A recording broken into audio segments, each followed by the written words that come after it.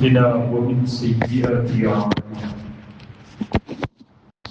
من يهده الله فلا مضل له ومن يضلله فلا هادي له وأشهد أن لا إله إلا الله وحده لا شريك له وأشهد أن محمدا عبده ورسوله أرسله بالهدى ودين الحق ليظهره على الدين كله ولو كره المشركون اللهم صل وسلم وبارك على محمد وعلى آل محمد كما صليت على إبراهيم وعلى آل إبراهيم في العالمين إنك حميد مجيد عباد الله وإماء الله أوصيكم وإياي أولا بتقوى الله يا أيها الذين آمنوا اتقوا الله حق تقاته ولا تموتن إلا وأنتم مسلمون إن أريد إلا الإصلاح ما استطعت وما توفيقي إلا بالله عليه توكلت وإليه أنيب رب اشرح لي صدري ويسر لي أمري واحلل عقدة من لساني يفقهوا قولي يقول الله تعالى في القرآن الكريم فأعوذ بالله من الشيطان الرجيم فأما من طغى وآثر الحياة الدنيا فإن الجحيم هي المأوى وأما من خاف مقام ربه ونهى النفس عن الهوى فإن الجنة هي المأوى صدق الله العلي العظيم സ്നേഹമുള്ള സഹോദരി സഹോദരന്മാരെ, കർണാവധിയായ അല്ലാഹു സുബ്ഹാനഹു വ തആലയുടെ കൽപ്പനകൾ ജീവിതത്തിന്റെ എല്ലാ ഇടങ്ങളിലും പാലിച്ചുകൊണ്ട് പരമാവധി തഖ്വയോടുകൂടി ജീവിക്കണമെന്ന് ആദ്യമായി എന്നെയും ഈ സദസ്സിലെ ഓരോരുത്തരെയും പ്രത്യേകമായി ഓർമ്മപ്പെടുത്തുകയാണ്, വസിയ്യത്ത് ചെയ്യുകയും. അർഹമർ റഹീമനായ റബ്ബ് നമ്മുടെ ദുആ സ്വീകരിച്ച് ഈ ലോകത്തും പരലോകത്തും ക്ഷേമവും ഐശ്വര്യവുമുള്ള ഒരു ജീവിതം നൽകി നമ്മെ ഉണക്കുമാണ്. നമ്മുടെ ഈ പള്ളിയുമായി ബന്ധമുള്ള ഒരു സഹോദരന്റെ ഭാര്യയുടെ അനുജത്തി പെട്ടെന്ന് സ്ട്രോക്ക് വന്ന് പ്രയാസകരമായ ഒരു അവസ്ഥയിലാണ്. അല്ലാഹു അവർക്ക് എത്രയും പെട്ടെന്ന് ശുദ്ധ നൽകി പൂർണ്ണ ആരോഗ്യത്തോടുകൂടി തിരിച്ചു വരാൻ ഉദവി നൽകി അനുഗ്രഹിക്കുമാറാണ്.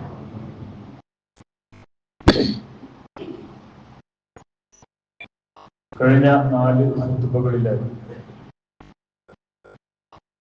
നമ്മളുടെ സ്വർഗത്തെ നഷ്ടപ്പെടുത്തുന്ന ചില അപകടങ്ങളെ കുറിച്ചാണ് പറഞ്ഞുകൊണ്ടിരിക്കുന്നത്.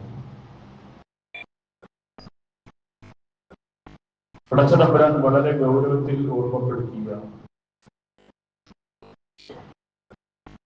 നമ്മിൽ പലരും കെട്ടുപോകുന്ന മറ്റൊരു അപകടത്തെ കുറിച്ചാണ് ഇന്ന് സൂചിപ്പിക്കുന്നത്.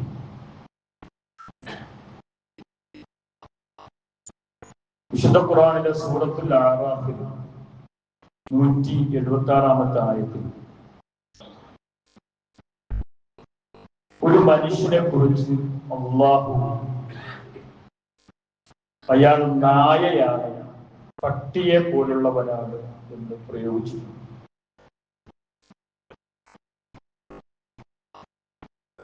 അല്ലാഹു നായയോട് ഉപമിച്ച ആ മനുഷ്യൻ ഒരു സാധാരണക്കാരനായിരുന്നില്ല. വത്ലു അലൈഹിം നബഅ അല്ലദീ ആതൈനാഹു ആയാതിനാ. റബ്ബ് പ്രത്യേകമായി അറിവും വിജ്ഞാനവും നൽകിയ ഒരു പണ്ഡിതനായിരുന്നു ആ മനുഷ്യൻ. ആരാണ് ഈ മനുഷ്യൻ എന്ന് ഖുർആൻ അയാളുടെ പേര് പറഞ്ഞിട്ടില്ല. സഹീഹായ ഹദീസുകളിലും അദ്ദേഹത്തിന്റെ പേര് കൃത്യമായി പറഞ്ഞത് കാണാൻ കഴിയുന്നില്ല. അത് ഖുർആന്റെ ഒരു രീതിയാണ്. ഒരു വ്യക്തിയുടെ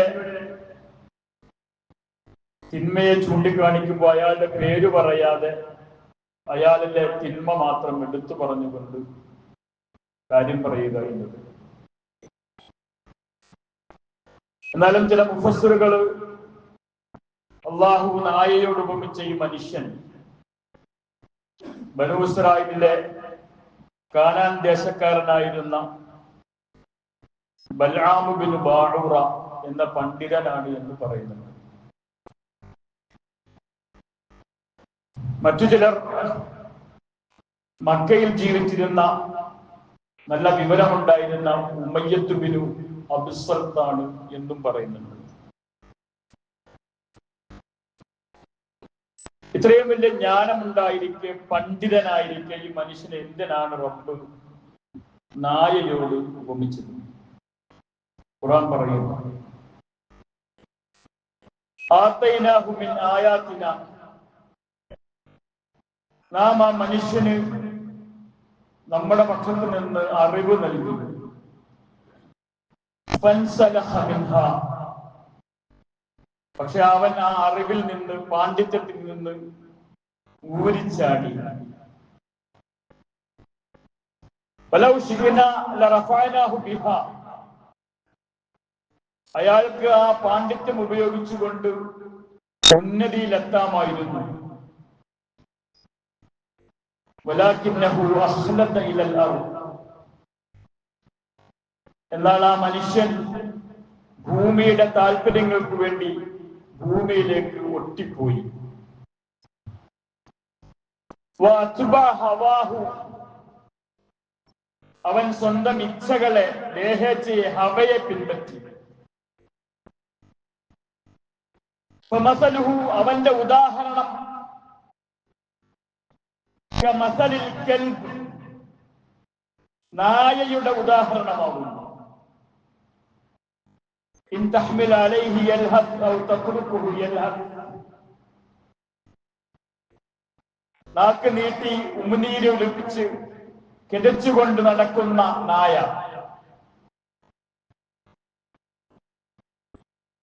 എപ്പോഴും ആഹാരത്തെക്കുറിച്ച് മാത്രം ആലോചിക്കുന്ന, എപ്പോഴും ഭോഗത്തെക്കുറിച്ച് മാത്രം ആലോചിക്കുന്ന ജീവി. നിങ്ങൾ പട്ടിയെ കണ്ടിട്ടുണ്ടാവും, അത് മണം പിടിച്ച് നടക്കും. പലയിടത്തും തീറ്റയുടെ മണമുണ്ടോ എന്നാണ് അതിന്റെ നോട്ടം. ഒരു കല്ലെടുത്തെറിഞ്ഞാൽ എറിഞ്ഞത് കല്ലാണോ അപ്പമാണോ, അപ്പമാണെന്ന് കരുതി ഓടി വരുന്ന ഒരു നായ. എപ്പോഴും നാവ് നീട്ടി കിതച്ചുകൊണ്ട് നടക്കുന്ന ജീവി.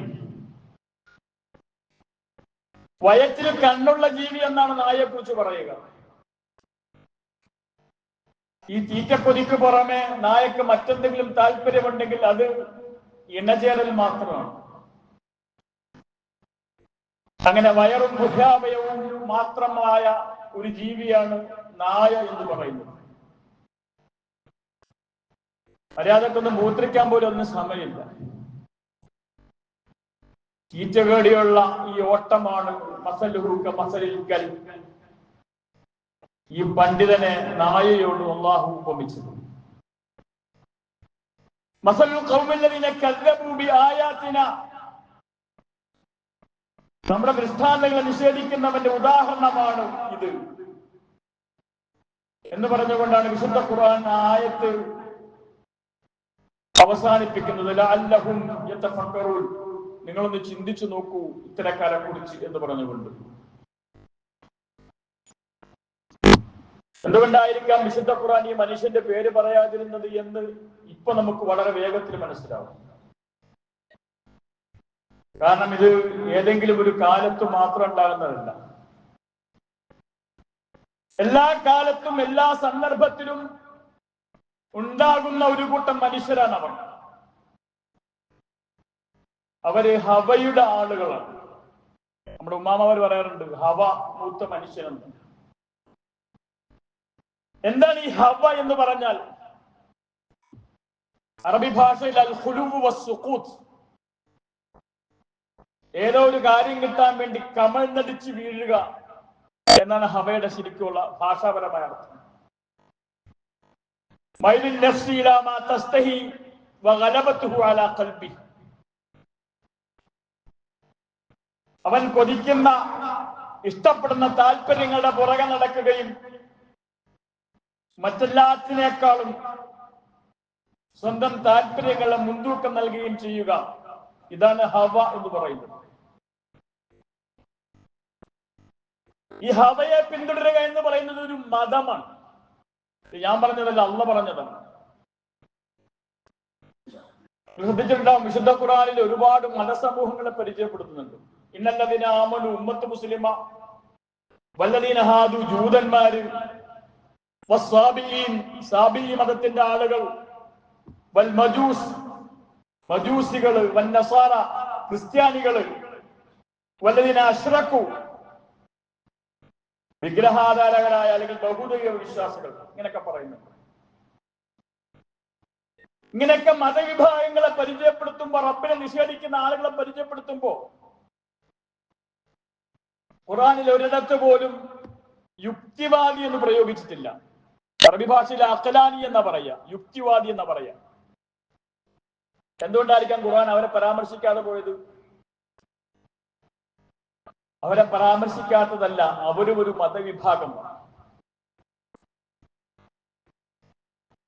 അവരുടെ മതവിഭാഗം എന്ന് പറയുന്നത് സ്വന്തം ഇച്ഛയെ ദൈവമാക്കിയവരാണ് അവർ. ഇച്ഛയാണ് അവർ ശിർക്കിന് വേണ്ടി ഉപയോഗിച്ചത്. അവർ പറയുന്നത് യുക്തിവാദി എന്നാണ്. നമ്മൾ യുക്തി എന്ന് കേൾക്കുമ്പോൾ നമ്മൾ ചിലപ്പോൾ വിട്ടുപോകും. ഭയങ്കര യുക്തി, ചിന്ത, ബുദ്ധി എന്നൊക്കെ നമുക്ക് തോന്നുക. അള്ളാഹ് പറയുന്നത് അങ്ങനെയൊന്നുമില്ല. സത്യം മാത്രം പറയുന്ന, നല്ലത് മാത്രം ചെയ്യുന്ന ഒരു യുക്തി, ഒരു നിരുപാധിക യുക്തി, അബ്സല്യൂട്ട് റേഷൻ എന്ന് പറയുന്നത് ലോകത്തൊരാൾക്കും ഇല്ല. എല്ലാ മനുഷ്യന്റെയും യുക്തി അവനവന്റെ താല്പര്യങ്ങളും ഇഷ്ടങ്ങളും അനുസരിച്ചായിരിക്കും. ഉദാഹരണം പറയുമ്പോൾ നിങ്ങൾക്ക് മനസ്സിലാവും. എങ്ങനെയെങ്കിലും പൈസ ഉണ്ടാക്കണം വിചാരിച്ച് നടക്കുന്ന ഒരുത്തൻ, അവൻ കാണിക്കുന്ന ഏത് തമ്മാടിത്തത്തിനും അവന്റേതായ യുക്തി ഉണ്ടാവും. സാധാരണക്കാരനായ ഒരു മനുഷ്യനെ പിഴിഞ്ഞ് പലിശ വാങ്ങിച്ചാലും അവൻ അതിനെ ന്യായീകരിക്കും. കാരണം അവന്റെ യുക്തി എന്ന് പറയുന്നത് അവന്റെ താല്പര്യത്തിന്റെ ഭാഗമാണ്. അല്ലാതൊരു യുക്തി ഒരു മനുഷ്യനും ഇല്ല. നിങ്ങളിപ്പോ ഈ LGBT എന്നൊക്കെ കേട്ടിട്ടില്ലേ? ഫ്രീ സെക്സ് നടത്തുന്ന, എങ്ങനെയെങ്കിലും തന്റെ ലൈംഗികാസക്തി ശമിപ്പിക്കണം. അത് സ്വന്തം പെണ്ണ് വേണമെന്നില്ല, മറ്റൊരുത്തിന്റെ ഭാര്യ ആയാലും മതി. നീ പെണ്ണ് തന്നെ വേണമെന്നില്ല, അവന്റെ തന്നെ വർഗത്തിൽപ്പെട്ട ആണായാലും മതി. ആണ് തന്നെ വേണമെന്നില്ല, മൃഗമായാലും ശവമായാലും ഇന്റർസെക്സ് ആയാലും ബൈസെക്ഷൽ ആയാലും എങ്ങനെയെങ്കിലും അവന്റെ കാര്യസാധ്യം നടത്തിയാൽ മതി. അപ്പൊ അതിനു വേണ്ടിയിട്ട് അവൻ ന്യായം ഉണ്ടാക്കും. നമ്മളതിനെ യുക്തി എന്ന് വിളിച്ചിട്ട് കാര്യമില്ല. അതവന്റെ ആഗ്രഹത്തിന്റെ, താല്പര്യത്തിന്റെ പേരാണ്. അതുകൊണ്ടാണ് റബ്ബ് സുബ്ഹാനഹു വ തആല ഇവരെ യുക്തി എന്ന് പറയാത്തത്. ഖുർആൻ പറയാണ് ഇവർക്ക് യുക്തിയല്ല ഉള്ളത്, ഇവർ ഇച്ഛാവാദികളാണ്. തങ്ങളുടെ താല്പര്യങ്ങളും ഇഷ്ടങ്ങളും നടപ്പിൽ വരുത്തണം. അതിനുവേണ്ടി ഉണ്ടാക്കുന്ന ന്യായങ്ങളെ അവർ യുക്തി എന്ന് പേര് വിളിക്കുന്നു എന്ന് മാത്രമാണ്. അതാണ് ഈ ഹവാമതം എന്ന് പറയുന്നത്. ഹവയാണ് അവരുടെ മതം. ഈ മതത്തിന് ചില പ്രത്യേകതകളുണ്ട്. ഈ മതത്തിന്റെ ഒന്നാമത്തെ പ്രത്യേകത, ഇവരുടെ സാക്ഷാൽ ദൈവം എന്ന് പറയുന്നത്, ഇലാഹ് എന്ന് പറയുന്നത് തന്നിഷ്ടങ്ങളും താല്പര്യങ്ങളുമാണ്. ഖുർആൻ പറയുന്നു, അറഅയ്ത മനിത്തഖദ ഇലാഹഹു ഹവാ,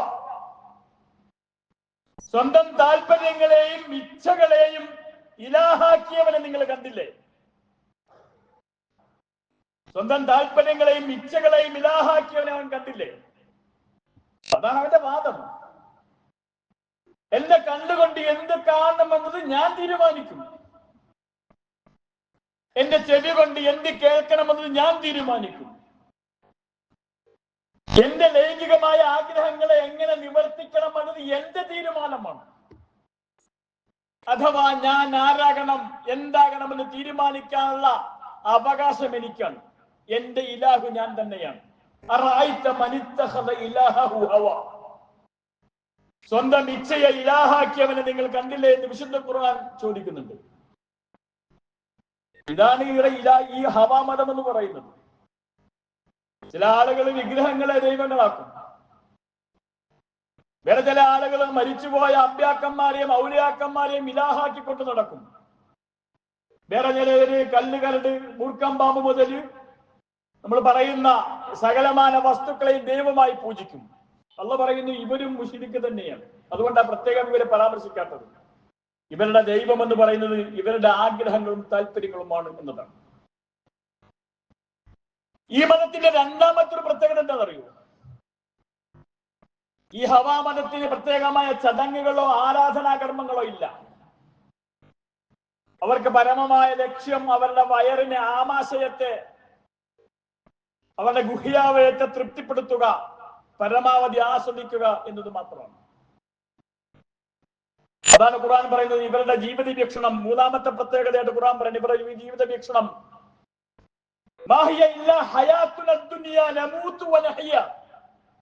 ഞങ്ങളിങ്ങനെ ഈ ഭൂമിയിൽ ജീവിക്കുന്നു, മരിച്ചു പോകുന്നു. അതിനിടയിൽ അന്നമൽ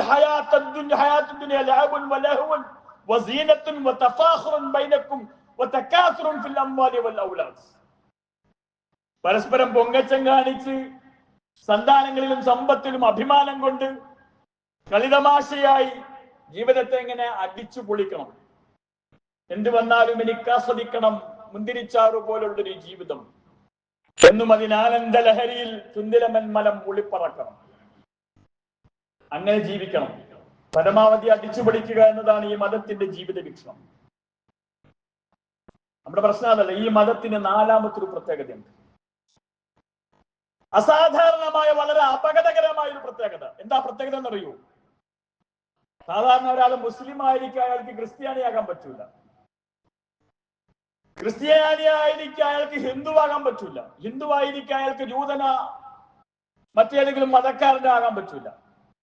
പക്ഷെ ഈ ഹവാ മതത്തിന്റെ പ്രത്യേകത എന്താണെന്ന് വെച്ചാല് ഏതു മതവിശ്വാസിക്കും അവരവരുടെ മതത്തിൽ നിന്നുകൊണ്ട് തന്നെ ഹവാ മതത്തിന്റെ ആളായി മാറാൻ കഴിയും, അല്ലെങ്കിൽ ഹവാ മതത്തിന്റെ പുറകെ പോകാൻ കഴിയും എന്നതാണ്.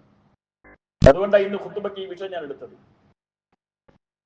അല്ല, കണ്ടാൽ മുസ്ലിമാണ്, ഭാവഭാവാദികൾ മുഴുവൻ മുസ്ലിമിൻ്റെതാണ്, പേരും മുസ്ലിമിൻ്റെതാണ്, നല്ല ഒന്നാം തരം അറബി പേരൊക്കെ തന്നെയാണ്. പക്ഷെ അവന്റെ ഉള്ളിലിരിപ്പ് ഹവയാണ്, ആർത്തിയാണ്. പണമുണ്ടാക്കണം, അധികാരമുണ്ടാവണം, ആളുകളെ തന്റെ ചൊൽപ്പടിയിൽ നിർത്തി ഇങ്ങനെ വട്ടം കറക്കണം, അനുയായികളുടെ ആൽബലത്തിൽ എനിക്ക് ആളാകണം. ഇതാണ് ഹവ. അപ്പൊ ഈ മതത്തിന്റെ ഈ നാലാമത്തെ പ്രത്യേകത ഉണ്ടല്ലോ, ഏതൊരു മതവിശ്വാസിക്കും ഈ മതത്തിന്റെ ആളാകാൻ പറ്റും. ചിലപ്പോ ജീവിതത്തിന്റെ ഏതെങ്കിലും ഒരു മേഖലയിലാകാൻ പറ്റും. അങ്ങനെ ഒരു പ്രത്യേകത കൂടിയുണ്ട്. പള്ളിയിൽ വരുമ്പോ ഭയങ്കര ദീനീകാര്യവും നിഷ്ഠയും നിസ്കാരവും ഒക്കെയാണ്. സമ്പത്തിന്റെ വിഷയം പറയുമ്പോൾ പറയും അവിടെ അള്ള വരണ്ട, അവിടെ എന്റെ ഇഷ്ടത്തിനനുസരിച്ചാണ് ഞാൻ കച്ചവടം ചെയ്യുന്നത്, എങ്ങനെ ലാഭം ഉണ്ടാക്കണമെന്ന് എനിക്കറിയാം, എങ്ങനെയാ ബിസിനസ് നടത്തേണ്ടതെന്ന് ഞാനാ തീരുമാനിക്കുന്നത്. നിങ്ങൾ വരുമ്പോ, പള്ളിയിൽ വരുമ്പോ, നിസ്കരിക്കാൻ നിൽക്കുമ്പോ കാൽ എവിടെ വെക്കണം, കൈ എവിടെ വെക്കണം, എന്ത് ചൊല്ലണമെന്ന് പറഞ്ഞോളൂ. അവിടെ അള്ളാഹുവിന്റെ നിയമം. പക്ഷെ സാമ്പത്തിക രംഗത്ത് എനിക്ക് എന്റേതായ ഹവയുണ്ട്, എന്റേതായ തീരുമാനങ്ങളുണ്ട്. നിങ്ങൾ പള്ളിയിൽ വേണമെങ്കിൽ അള്ളാഹിന്റെ കാര്യം പറഞ്ഞോളൂ. അതേസമയം ഞാൻ ഔറത്ത് മറക്കുമ്പോ എന്റെ ശരീരത്തിന്റെ ഏതൊക്കെ ഭാഗം മറക്കണം, മറക്കരുത് എന്ന് തീരുമാനിക്കാനുള്ള അവകാശം എന്റെ ഇഷ്ടവും താല്പര്യവുമാണ്. അതാ ഞാൻ പറഞ്ഞത്, ജീവിതത്തിന്റെ ഏതെങ്കിലും ഒരു സംഗതി മാത്രം ഉൾക്കൊണ്ടെടുക്കാം. എന്റെ സാമൂഹിക രാഷ്ട്രീയ വിഷയങ്ങളിൽ എനിക്ക് സ്വന്തമായ കാഴ്ചപ്പാടുണ്ട്, അവിടെ അള്ള വരരുത്, അവിടെ എനിക്ക് എന്റെ ഹവാവാദമുണ്ട് എന്നതാണ്. ആലോചിച്ചു, ഈ ഹവാവാദം മൂത്താൽ, ഈ ഹവ മൂത്താലുള്ള അപകടം എന്താ പറയൂ? ഖുർആൻ പറയണം, ഒന്നാമത്തെ അപകടം ഈ മനുഷ്യന്റെ താല്പര്യങ്ങൾക്ക് വേണ്ടി, ഇഷ്ടാനിഷ്ടങ്ങൾക്ക് വേണ്ടി അവൻ എന്തും ചെയ്യും. അതിന് പ്രമാണം അവന് പ്രശ്നമേ അല്ല. ആളുകൾ എന്ത് പറയുമെന്നത് പ്രശ്നമേ അല്ല. നിങ്ങൾ ആലോചിച്ച് നോക്ക്, ശവത്തെ ഭോഗിക്കാൻ പറയുന്നവൻ സ്വന്തം കുടുംബ ബന്ധുക്കളെ മാതാപിതാക്കളെ ലൈംഗികമായി ഉപയോഗപ്പെടുത്തുന്നതിൽ പ്രശ്നമില്ല എന്ന് പറയുന്നവൻ, അവൻ എന്താ പ്രശ്നമുള്ളത് ലോകത്ത്? ഒരു മൂല്യവും അവന് പ്രശ്നമല്ല. അവനെ സംബന്ധിച്ചിടത്തോളം വിശുദ്ധ ഖുർആന്റെ പ്രയോഗമാണ് സ്വന്തം ഇച്ഛയെ ഇലാഹാക്കിയവനെ നീ കണ്ടില്ലേ? എന്നിട്ട് ഖുർആൻ പറയുന്ന അഫ അന്ത തകൂനു അലൈഹി വകീല, നീ അവനെ നേരെയാക്കാൻ നടക്കുകയാണോ? അം തഹ്സബു അന്ന അക്തറഹും യസ്മഊന ഔ യഖിലൂൻ, ഇവര് ചിന്തിക്കുന്നതും കേൾക്കുന്നതും ഒക്കെ അവന്റെ താല്പര്യത്തിന് വേണ്ടിയിട്ടാണ്, സാധാരണ മനുഷ്യന്മാർ ചിന്തിക്കുന്നത് പോലല്ല. എന്നിട്ട് ഖുർആൻ പറയാണ് അവരുടെ ഈ ഹവ കൊണ്ട് അവരെവിടെ എത്തിച്ചേരുമെന്ന് ചോദിച്ചാൽ ഇൻഹും കൽ അൻആമി, അവർ മൃഗങ്ങളെ പോലെയാകും. മൃഗങ്ങളെ പോലെ ആകും എന്ന് പറഞ്ഞിട്ട് അള്ളാഹു തന്നെ അള്ളാഹുവിനെ തിരുത്തുന്നുണ്ട്. അല്ല, മൃഗങ്ങളെ പോലെ അല്ല അവർ. ബൽഹും അളല്ലു സബീല, മൃഗങ്ങൾക്ക് ചില ഉളുപ്പും നാണമൊക്കെ ഉണ്ട്, അതുപോലും ഉണ്ടാകില്ല ഇവന്. ബൽഹും അളല്ലു സബീല, അതിനേക്കാൾ വൃത്തികെട്ട രീതിയിലേക്ക് ഈ മനുഷ്യന്മാർ മാറും. അവരുടെ ചിന്തയും ബുദ്ധിയും ഒക്കെ തങ്ങളുടെ താല്പര്യത്തിന് വേണ്ടിയിട്ട്, വേറെ കണ്ണൊന്നും കാണൂല. ഇന്നലെ പത്രത്തിൽ നിങ്ങൾ വായിച്ച വാർത്ത നോക്ക്. സ്വന്തം ഭർത്താവിനെ വഞ്ചിച്ചിട്ട് ഒരു ഭാര്യ കാമുകന്റെ കൂടെ കുറെ കാലം ജീവിച്ചു. അങ്ങനെ കാമുകന്റെ കൂടെ ജീവിച്ച് അവളുടെ ആഗ്രഹമൊക്കെ നേടി. അപ്പൊ ഈ കാമുകൻ കുറച്ച് പൈസ ഇവന്റെ കടം വാങ്ങിച്ചു. എന്തോ ഒരു കാര്യത്തിന് വേണ്ടിയിട്ട് കാമുകി പൈസ കടം കൊടുത്ത പൈസ തിരിച്ചു ചോദിച്ചപ്പോ കാമുകൻ എന്ത് ചെയ്തു? അവളുടെ വായിൽ തോട്ട വെച്ചിട്ട് പൊട്ടിച്ചിട്ട് കൊന്നു കളഞ്ഞു. ഇന്നലത്തെ പത്രത്തിൽ നിങ്ങൾ വായിച്ചിട്ടുണ്ടാവും. അവന്റെ ആഗ്രഹം കഴിഞ്ഞു, അത്രേ ഉള്ളൂ.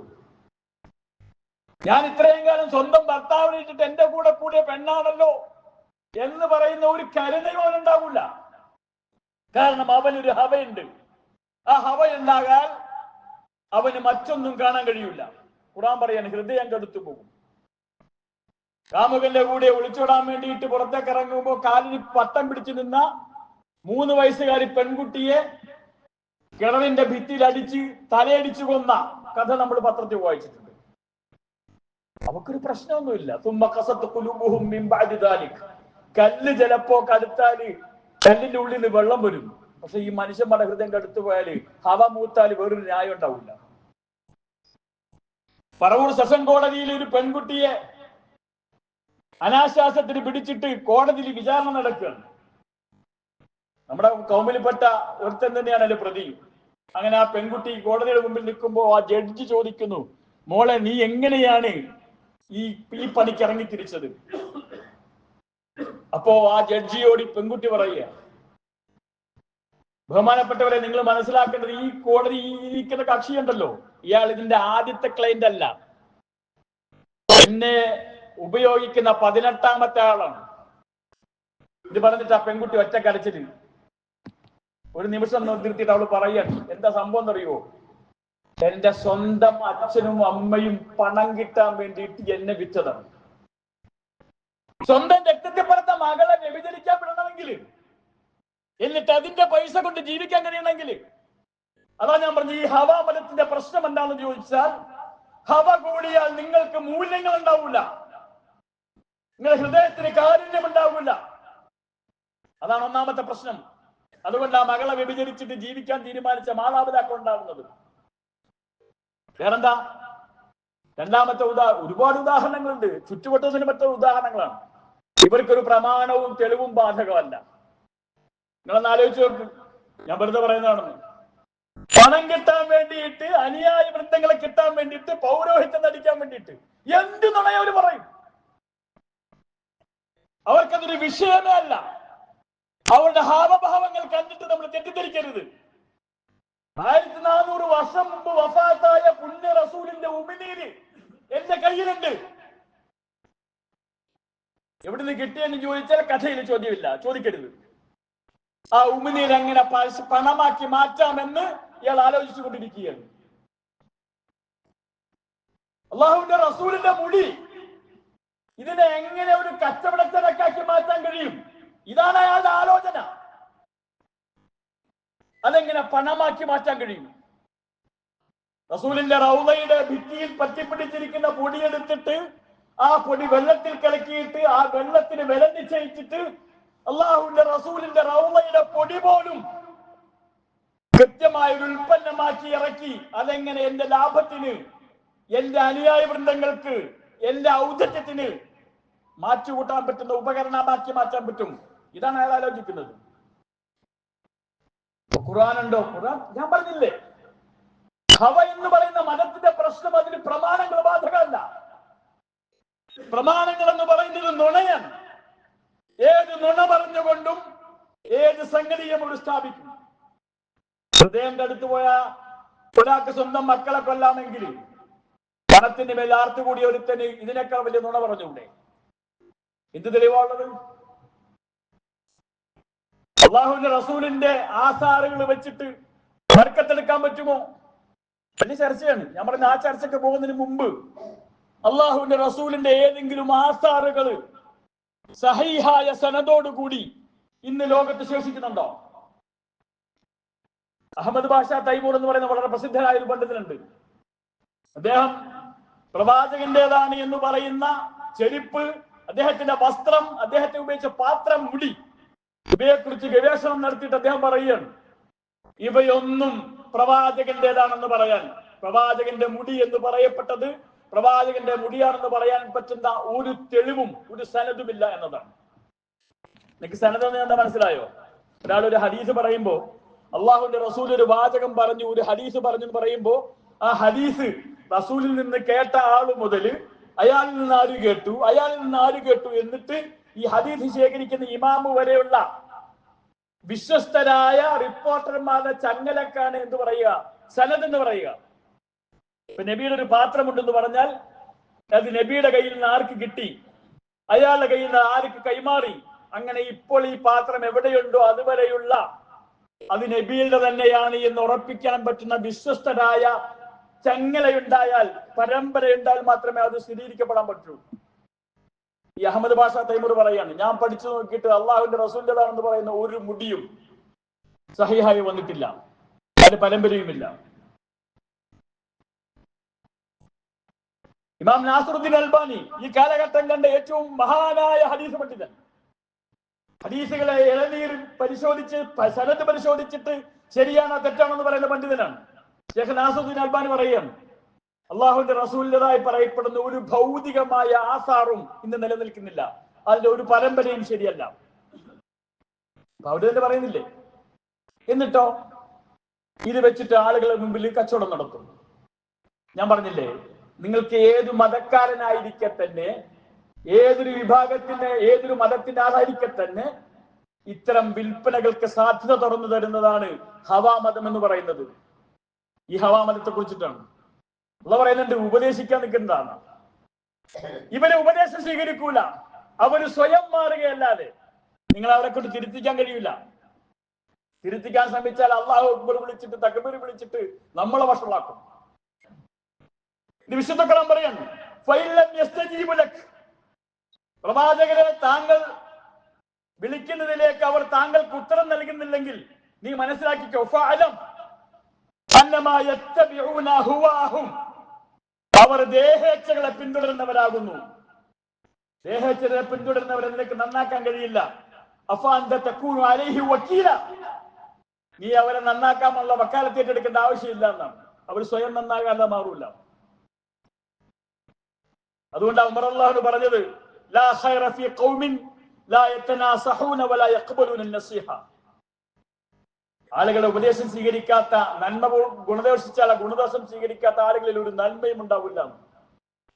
ഇവിടെ മൂന്നാമത്തെ പ്രശ്നം എന്താ അറിയോ? ഖുർആൻ പറയാണ്, ഇവര് സ്വയം ഹവയോടെ പറയാൻ നടക്കുന്ന മാത്രമല്ല മറ്റുള്ളവരെ വഴിതെറ്റിക്കുകയും ചെയ്യും. നമ്മുടെ നാട്ടിൽ ഈ യുക്തിവാദികൾ എന്ന് പറയുന്ന മനുഷ്യന്റെ സകലമാന മൂല്യങ്ങളെയും നഷ്ടപ്പെടുത്തിയിട്ട് ക്യാമ്പസുകളുടെ മുന്നിൽ വലിയ ബോർഡ് എഴുതി വെച്ചിട്ട് ആണും പെണ്ണും എണചേരുന്ന ചിത്രം കൊടുത്തിട്ട് ഒരു പട്ടിയും ഒരു നായും ഒരു പട്ടിയും ചേർന്നിട്ട് എണചേരുന്ന ചിത്രം വെച്ചിട്ട് തുറിച്ചു നോക്കണ്ട, നീ ഞാനും ഇങ്ങനെയാണ് ഉണ്ടായതെന്ന് പറഞ്ഞിട്ട് സ്വതന്ത്ര ലേഖിക്ക് വാദിക്കുന്ന ഒരു ഇടതുപക്ഷ വിദ്യാർത്ഥി പ്രസ്ഥാനം. ഇത് അവര് വെച്ചുകൊണ്ട് കിടക്കുന്നത് മാത്രമല്ല, മറ്റുള്ളവരെ അതിന്റെ അടിമകളാക്കും. സ്വയം ആചരിക്കുന്നു എന്നത് മാത്രമല്ല, അവന്റെ വീക്ഷണത്തിലേക്ക്, അവന്റെ ഈ ഹവയിലേക്ക് ആളുകൾ ആകർഷിച്ചു കൊണ്ടിരിക്കും. ഖുർആൻ പറയാണ് വഇന്ന കസീറൻ ലയുളില്ലൂന ബിഅഹ്വാഇഹിം ബിഗൈരി ഇൽമിൻ. അവരിൽ അധിക പേരും അവരുടെ ഇച്ഛ കൊണ്ട്, അവരുടെ ഈ ഹവ കൊണ്ട് മറ്റുള്ളവരെ വഴിതെറ്റിച്ചു കൊണ്ടിരിക്കുന്നവരാകുന്നു എന്ന് പറയുന്നുണ്ട്. നമ്മളെ ഇത് ഭയങ്കര അപകടമാണ്. ഞാൻ പറഞ്ഞത് പുരോഹിതന്റെ പ്രശ്നം മാത്രമല്ല. ഏതൊക്കെ വിഷയത്തിൽ നമ്മൾ അള്ളാഹുവിൻ്റെതല്ലാത്ത തീരുമാനത്തിന് പുറകെ പോയി, നമ്മൾ നമ്മുടെ താല്പര്യങ്ങൾക്കനുസരിച്ച് റബ്ബിന്റെ തീരുമാനം വിട്ടിട്ട് എന്റെ ഇഷ്ടത്തോടു കൂടി ഞാൻ നടക്കും, എന്റെ കച്ചവടം ഞാൻ നിയന്ത്രിക്കും, എന്റെ മക്കളുടെ കല്യാണം എങ്ങനെ നടത്തുമെന്ന് എനിക്കറിയാം, അതിന് റബ്ബ് ഇവിടെ വരണ്ട, എന്റെ കച്ചവടം എങ്ങനെയാകണമെന്ന് എനിക്കറിയാം, ഇങ്ങനെ തീരുമാനിക്കുന്നതിനാണ് ഹവാ മതം എന്ന് പറയുന്നത്. ഇതൊരു ഹവയാണ്. അല്ലാഹുവിന്റെ റസൂൽ പറയുന്നുണ്ട്, സയഖ്റുജു മിൻ ഉമ്മത്തി അഖ്വാമുൻ, എന്റെ ഉമ്മത്തിൽ ഒരു വിഭാഗം ഉണ്ടാകും, തജാറാ ബിഹിം തിൽക്കൽ അഹ്വാഉഹു, അവർ ആ എന്റെ ഉമ്മത്തിൽപ്പെട്ട അഥവാ മുസ്ലിം ഉമ്മത്തിൽപ്പെട്ട ഒരു വിഭാഗം ഇച്ഛകൾ കൊണ്ട് പരസ്പരം മത്സരിക്കുന്ന ഒരു കാലം വരും. കമായ തജാറൽ കൽബു ലിസാഹിബിഹി, നായ മത്സരിക്കുന്നത് പോലെ തങ്ങളുടെ താല്പര്യങ്ങൾക്ക് വേണ്ടി, തങ്ങളുടെ ആഗ്രഹങ്ങൾക്ക് വേണ്ടി ഏത് വൃത്തികെട്ട നിലപാടുകളും അവർ സ്വീകരിക്കും എന്ന് പഠിപ്പിക്കുന്നുണ്ട്. അതുകൊണ്ട് അല്ലാഹു പറയാൻ നിങ്ങൾ പെട്ടുപോകരുത്. വലാ തത്തബിൽ ഹവാ ഫയുളില്ലക അൻ സബീലില്ലാഹ്. ഖുർആൻ പറയാണ്, നിങ്ങൾ നിങ്ങളുടെ താന്തോന്നിത്തത്തിന് പുറമെ നിങ്ങളുടെ ഇഷ്ടങ്ങൾക്ക് പുറമെ സഞ്ചരിക്കരുത്. ഫയുളില്ലക അൻ സബീലില്ലാഹ്, അത് അള്ളാഹുവിന്റെ വഴിയിൽ നിന്ന് നിങ്ങളെ വഴിതെറ്റിക്കും. റസൂലുള്ളാഹി പറഞ്ഞു, ലാ യുമിനു അഹദുക്കും ഹത്താ യകുന ഹവാഹു തബഅൻ ലിമാ ജിഅതു ബിഹി. പ്രിയമുള്ളവരെ, നമ്മളുടെ ഇഷ്ടാനിഷ്ടങ്ങൾ പോലും ഖുർആനും സുന്നത്തും അനുസരിച്ചാവാതെ നിങ്ങളിൽ ഒരാളും വിശ്വാസിയാകൂല. ലാ യുമിനു അഹദുക്കും ഹത്താ യകുന ഹവാഹു തബഅൻ ലിമാ ജിഅതു ബിഹി. ഞാൻ കൊണ്ടുവന്നതുമായി അതിന്റെ പിന്തുടരാത്തടത്തോളം കാലം ഒരാളുടെ ഇച്ഛ ഞാൻ കൊണ്ടുവന്ന ഖുർആനും സുന്നത്തും അതിനനുസരിച്ചാത്തടത്തോളം കാലം നിങ്ങളുടെ ഈമാൻ പൂർണ്ണമാവുകയില്ല എന്ന് റബ്ബ് പഠിപ്പിക്കുന്നുണ്ട്. എങ്ങനെയാണ് മനുഷ്യന്മാർ ഇത്രയും ഇച്ഛകൾ പറയാൻ നടക്കുന്നത്? എന്താണ് കാരണം? അതിലൊന്നാമത്തെ പ്രശ്നം കുടുംബമാണ്. മനുഷ്യന് ആഗ്രഹങ്ങളും താല്പര്യങ്ങളും ഉണ്ടാവും. എല്ലാ ആഗ്രഹങ്ങളും താല്പര്യങ്ങളും പൂർത്തീകരിക്കാൻ പറ്റുള്ള യഥാർത്ഥ ഇത്. അതിന് വേറൊരിടമുണ്ട്, അത് സ്വർഗം എന്നാ പറയാ. വലക്കും ഫീഹാ മാ തസ്തഹി അൻഫുസുക്കും വലക്കും ഫീഹാ മാ തദ്ഉൻ. നിങ്ങൾ ആഗ്രഹിക്കുന്ന മുഴുവൻ കിട്ടുന്ന, കൊതിക്കുന്നത് മുഴുവൻ കിട്ടുന്ന ഒരു ലോകം വേറെയുണ്ട്. നമ്മൾ മക്കളെയൊക്കെ വളർത്തുമ്പോൾ പ്രത്യേകം ശ്രദ്ധിക്കേണ്ടതാ. എന്തുകൊണ്ടാ മക്കള്, നിങ്ങൾ ആലോചിച്ച് നോക്ക്, എന്തൊക്കെ കാര്യങ്ങൾ നമ്മളോട് ആവശ്യപ്പെടുക. നമ്മുടെ മാതാപിതാക്കളുടെ സ്ഥിരമായ ഒരു പല്ലവിയുണ്ട്. അവർ പറയുന്നത് എന്താന്ന് വെച്ചാൽ, ഇതൊന്നും ഞങ്ങളുടെ ചെറുപ്പകാലത്ത് കിട്ടിയിട്ടില്ല, ഞങ്ങൾക്ക് ഞങ്ങളുടെ ചെറുപ്പകാലത്ത് കിട്ടാത്തത് കൊണ്ട് ഞങ്ങളുടെ മക്കൾക്കെങ്കിലും ഇത് കിട്ടട്ടെ എന്നാ പറയാ. അല്ലാഹുവിന്റെ റസൂൽ പറയാണ്, നിങ്ങൾ മക്കളെ വളർത്തുമ്പോ ആഗ്രഹങ്ങളെ നിയന്ത്രിച്ച്, താല്പര്യങ്ങളെ നിയന്ത്രിച്ച് വളർത്തണം.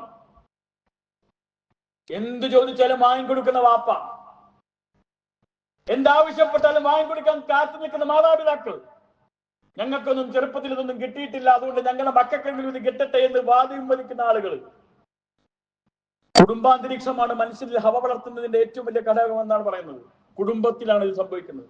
രണ്ടാമത്തത് കൂട്ടുകെട്ടുകൾ മനുഷ്യനെ വഴിതെറ്റിക്കും. അതിലേറ്റവും വലിയ വഴിതെറ്റൽ എന്താണെന്ന് അറിയാം നിങ്ങൾക്ക്? ഒരാൾ ഒറ്റയ്ക്ക് ചെയ്യാൻ മടി കാണിക്കുന്ന ഒരു കാര്യം രണ്ടുപേരുണ്ടെങ്കിൽ ചെയ്യും. സ്കൂളിൽ നിന്ന് ക്ലാസ് കെട്ടിയാണെങ്കിൽ ഒറ്റയ്ക്ക് നമുക്ക് ക്ലാസ് കെട്ടിയില്ല, ഒരു കൂട്ടുകാരൻ കിட்ட കിട്ടിയാൽ അവന് ധൈര്യമായി ക്ലാസ് കെട്ടിയാൽ. രണ്ടാമത്തെ പ്രശ്നം സുഹൃത്ത് വലയങ്ങളാണ്, കൂട്ടുകെട്ടുകളാണ് മനുഷ്യനെ താന്തോന്നികളാക്കി മാറ്റുന്ന, ഹവയുടെ ആളുകളാക്കി മാറ്റുന്ന രണ്ടാമത്തെ ഘടകം എന്ന് പഠിപ്പിക്കുന്നുണ്ട്.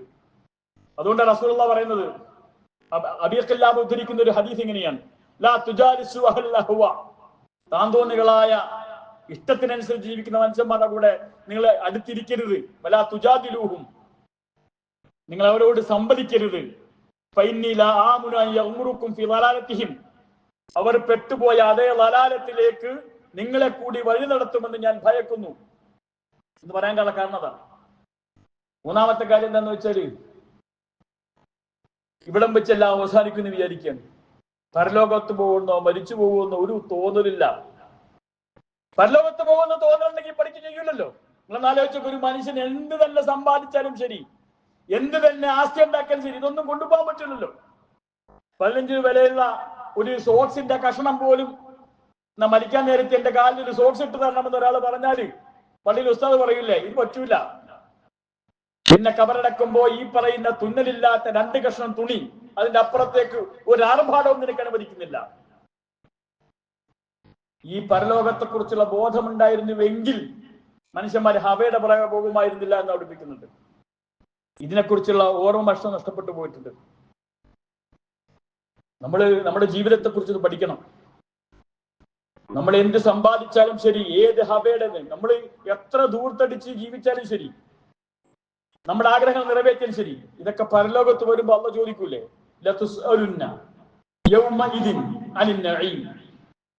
ജീവിതത്തിലെ ഓരോ അനുഗ്രഹങ്ങളെ കുറിച്ചും നിങ്ങൾ ചോദിക്കപ്പെടും. ഓരോ അനുഗ്രഹങ്ങളെ കുറിച്ചും അള്ളാഹു നിങ്ങളോട് ചോദിക്കും. മഹാനായ ഉമർ റളിയല്ലാഹു അൻഹു നടന്നു പോകുന്ന വഴിയിൽ ജാബിർ റളിയല്ലാഹു അൻഹു ഒരു പുതിയ ഇറച്ചിയുമായിട്ട് ഇങ്ങനെ വരുന്നുണ്ട്. അപ്പൊ ജാബിറിനോട് ഉമർ ചോദിക്കുന്നുണ്ട്, എന്താ സംഭവം എന്ന്. അപ്പൊ ജാബിർ പറഞ്ഞു, ഞാൻ ഒരു ദിർഹം കൊടുത്ത് കുറച്ച് ഇറച്ചി വാങ്ങി, ഇറച്ചി തിന്നാനുള്ള കൊതി കൊണ്ട് വാങ്ങിയതാണ്. ഉടനെ ഉമർ റളിയല്ലാഹു അൻഹു ചോദിക്കുന്ന ചോദ്യമാണ്, അവക്കുല്ലം, അല്ല മോനെ, നിങ്ങൾ ഈ കൊതി തോന്നുന്നതൊക്കെ വാങ്ങിച്ചു കൂട്ടുകയാണോ? കൊതി തോന്നുന്നതൊക്കെ വാങ്ങിച്ചു കൂട്ടുകയാണോ? ഈ കൊതിക്കുന്നതൊക്കെ കിട്ടുന്ന ഒരു ലോകം വരാനിരിക്കുന്നുണ്ട്. ഇവിടുത്തെ എല്ലാ കൊതിയും ഇവിടെ തന്നെ പൂർത്തീകരിക്കാനാണ് അതിന്റെ ഉദ്ദേശം. അദ്ഹബതും ത്വയ്യിബാതികും ഫി ഹയാതികും ദുനിയ, നിങ്ങളെല്ലാം നല്ലതും ഇവിടെ വെച്ച് തന്നെ തിന്നാനാണോ ആഗ്രഹിക്കുന്നത്?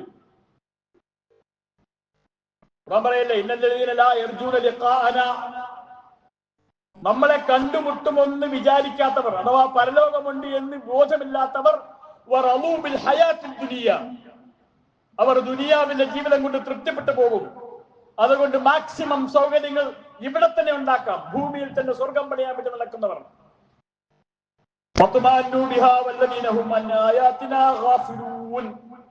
അവർ നമ്മുടെ ദൃഷ്ടാന്തങ്ങളെ കുറിച്ച് അശ്രദ്ധയിൽപ്പെട്ടവരാണ്.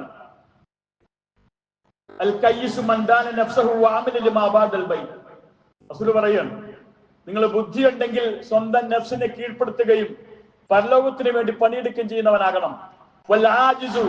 ബുദ്ധിയില്ലാത്തവന്റെ അടയാളം, അശക്തന്റെ അടയാളം, തന്റെ ഇച്ഛയുടെ പുറകെ നടക്കുന്ന, എല്ലാം ഇവിടെ തന്നെ വെട്ടിപ്പിടിക്കണമെന്ന് നടക്കുന്നവനാണ്. സൗബാൻ റളിയല്ലാഹു അൻഹു റസൂലിന്റെ വീട്ടിൽ നിന്ന് ഭക്ഷണം കഴിച്ചു. ഭക്ഷണം കഴിച്ച് പുറത്തേക്ക് ഇറങ്ങുമ്പോൾ റസൂലിന്റെ ഭക്ഷണം കണ്ടിട്ട് സൗബാൻ ഒരു സംശയം, ഇതെന്ത് ഇത്രയും ലളിതമായ ഭക്ഷണം റസൂൽ കഴിക്കുന്നത്? റസൂലിനോട് ചോദിക്കുന്നുണ്ട്, എന്താ താങ്കൾ ഇങ്ങനെ? അപ്പൊ റസൂലുള്ളാഹി സ്വല്ലല്ലാഹു അലൈഹി വസല്ലം പറയുന്ന ഒരു മറുപടി ഉണ്ട്. റസൂൽ പറയുന്ന മറുപടി, ഞാൻ എന്റെ വീട്ടുകാരെ എല്ലാം നല്ലതും ഇവിടെ വെച്ച് തന്നെ തിന്നിക്കണമെന്ന് തീരുമാനിച്ചിട്ടില്ല. എന്റെ കുടുംബത്തിലെ എല്ലാ നല്ല സാധനങ്ങളും ഇവിടെ വെച്ച് തന്നെ തിന്നിക്കണം ഞാൻ വിചാരിച്ചിട്ടില്ല. ചിലരൊക്കെ എനിക്ക് സ്വർഗത്തിൽ കിട്ടണം. ഞാൻ പറയുന്നത്, ഹവ എന്ന് പറയുന്നത് നമ്മളെയൊക്കെ പിടികൂടാൻ സാധ്യതയുള്ള സാധനമാണ്. അതുകൊണ്ട് 2-3 കാര്യങ്ങൾ പ്രത്യേകമായി ശ്രദ്ധിക്കണം. ഹവ കുടുങ്ങിയാൽ അള്ളാന്റെ മാർഗത്തിൽ നമ്മൾ വിട്ടുപോകും. നമ്മുടെ ജീവിതത്തെ, ആവശ്യങ്ങളെ നിയന്ത്രിക്കാൻ പഠിക്കണം. നമ്മുടെ മക്കളെ എങ്ങനെ വളർത്തണം? എല്ലാം കിട്ടുന്ന, എല്ലാത്തിനെയും പുറകെ ഓടുന്ന, 10 കിട്ടികൾ 100 വേണമെന്നും ശതമാകിൽ 1000 വേണമെന്നുമുള്ള ആർത്തിയുടെ മനസ്സ് നമ്മൾ പിഴുതു കളയണം. നമ്മുടെ കുടുംബത്തിൽ അങ്ങനെ ഒരു അന്തരീക്ഷം ഉണ്ടാകണം. നമ്മുടെ ചെലവുകൾ നമ്മുടെ വരുമാനത്തിനനുസരിച്ച് ചെലവഴിക്കാൻ പറ്റുന്ന ഒരു രീതി ഉണ്ടാകണം. എല്ലാം വാങ്ങിക്കൂട്ടുന്ന EMI, പലിശയെങ്കിൽ പലിശ, ക്രെഡിറ്റ് കാർഡെങ്കിൽ അങ്ങനെ, എങ്ങനെയും ആഗ്രഹങ്ങളെ പൂർത്തീകരിക്കുന്ന മനസ്സ് നമ്മൾ നഷ്ടപ്പെടുത്തണം. ആ മനസ്സ് നമ്മുടെ ജീവിതത്തെ പ്രശ്നങ്ങൾ ഉണ്ടാക്കും. രണ്ടാമത്തെ, നമ്മുടെ മക്കളോട് പറഞ്ഞു കൊടുക്കണം, നമ്മോടും നമ്മൾ സ്വയം പറയണം, നമ്മളൊക്കെ മരിച്ചു പോകും.